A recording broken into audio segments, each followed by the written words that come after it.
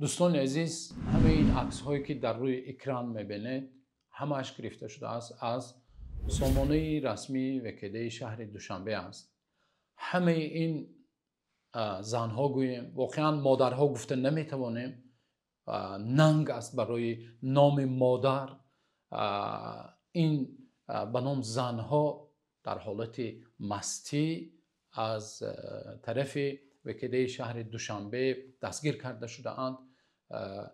واقعا وقتی یکم بار یک ماه پیش من دیدم، در حیرت در تعجب افتادم.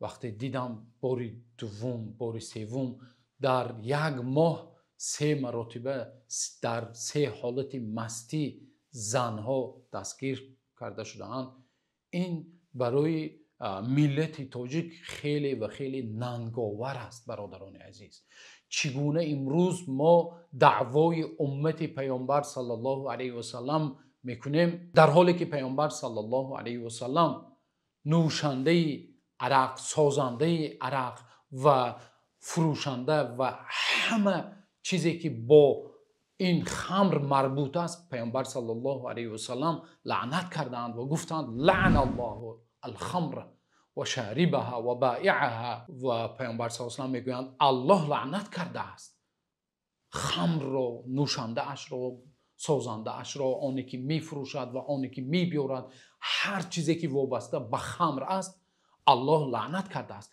چگونه ما دعوای امت پیامبر صلی الله علیه و سلم میکنیم، در حالی که پیامبر صلی الله علیه و سلم در حدیث صحیح خود میفرمایند لا یزنی الزانی حین یزنی وهو مؤمن ولا یشرب الخمر حین یشربها وهو مؤمن.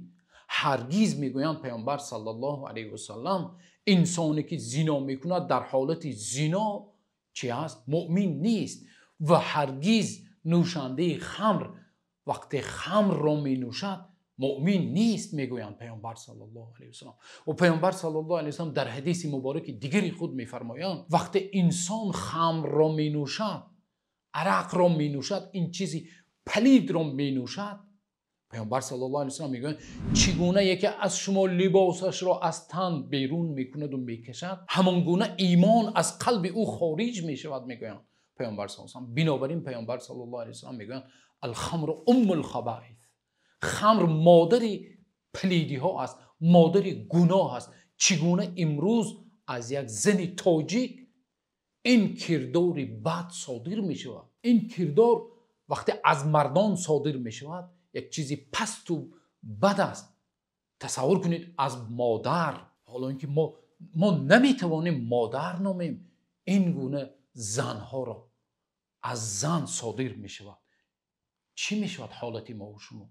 واقعا من نمیخواستم در این موضوع صحبت کنم، ولی برادران عزیز، خواهران عزیز، ما و شما در یک کشتی هستیم. این کشتی اگر از یک طرف سوراخ شود همه ما و شما غرق می شویم. شما گمان نکنید که همسر من همسر پاکدامن است و مادر من و خواهر من و دختران من همه مستور هستند. نه، اینها خواهران ما و شما هستند. ما همه در یک کشتی هستیم. اگر از یک طرف یک سوراخی شود همه ما و شما غرق می شویم.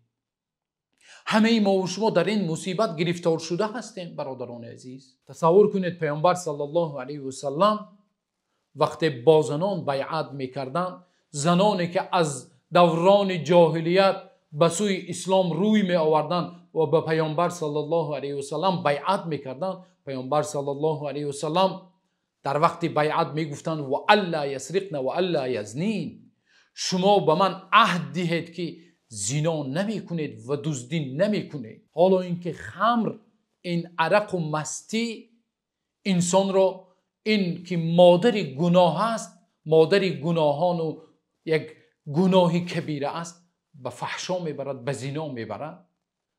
پیامبر صلی الله علیه و سلم وقتی با زنانی که از جاهلیت به اسلام روی می آوردند بیعت میکردند و چنین میگفتند، زنها سراشان رو میقاپیدند و هند بنت عتبه گفت او تزنی الحرة یا رسول الله، آیا زن آزاد زنا میکند یا رسول الله؟ یک زنی که در جاهلیت زندگی میکرد میگفت هرگز زن چنین رفتار و چنین کردار را و چنین عمل پست را برای خود روان نمیبینند. زنی که در جاهلیت زندگی میکرد چنین رفتار را و چنین کردار پست را برای خود روان نمیدید. بعضی مردانی که در جاهلیت بودند برای خود حالا اسلام را قبول نکرده بودند، برای خود خمر را حرام کرده بودند. یکی از آنها پرسیده شد که برای چی تو خمر را برای خودت حرام کردی؟ گفت تصور میکنی وقتی صبح من یک انسانی با آبرو از خانه میبرایم، وقتی بیگاه من در حالت پستی به خانه میدرایم، هرگز من پستی را برای خود قبول ندارم. میگفت مردانی بودند که در جاهلیت برای خود نوشیدن خمر را حرام کرده بودند. کجا شدند آنهایی که میگفتند زنهایی که حجاب میپوشند آنها رهگم زدگانند، آنها عقل ندارند، آنها فکر کردن نمیتوانند؟ همین است نتیجه دنیویت. این نتیجه چی است؟ همین است نتیجه آداب و اخلاقی که دنیویت امروز تربیت کرد. همین است نتیجه پیشروی و تقدم. همین است. آیا این نتیجه دوری بودن و دور شدن از تعلیمات اسلام و تعلیمات قرآن و تعلیمات الهی نیست؟ آیا این نتیجه دور بودن از حجاب و از ستر و از حیا نیست؟ پس نتیجه چی است این؟ والله اگر این حالت یک مرتبه میشد یا این خبرها یک خبرهای یک گذرنده می بود، من سخن نمی کردم.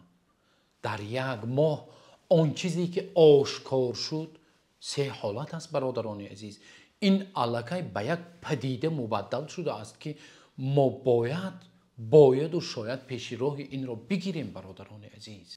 این 3 حالتی که آشکار شده است برادران عزیز و بر روی آب برآمده است، شاید خدا نخواهد و نکند که چقدر حالتهایی هست که پنهانی مانده است یا آشکار نشده است. بنابراین دوستان عزیز، برادران عزیز، راه حل ما و شما چنانی که الله رحمت کند امام مالک را گفته بودند که لن يصلح آخر هذه الامه الا بما صلح به اولها. هرگز اصلاح نمی شود آخر این امت، هرگز درست نمی شود آخر این امت مگر با آن چیزی که اول امت با آن اصلاح یافته بود و درست شده بود. اول امت پیامبر صلی الله علیه و سلم و صحابگان با چه اصلاح شده بودند؟ با قرآن و با سنت و راهنمایی پیامبر صلی الله علیه و سلم و با دستور الهی. و ما و شما امروز اصلاح نمیشویم و زندگی درست برای خود آماده نمی کنیم مگر با همین راه، با راهی که اول امت با آن اصلاح شده بود. الله تعالی را دعا کنیم که جامعه ما و شما را جامعه پاکیزه، جامعه نمونوی و جامعه صالح و مصلح و اصلاح شده بگرداند. الله تعالی همه شما را نگهبان باشد.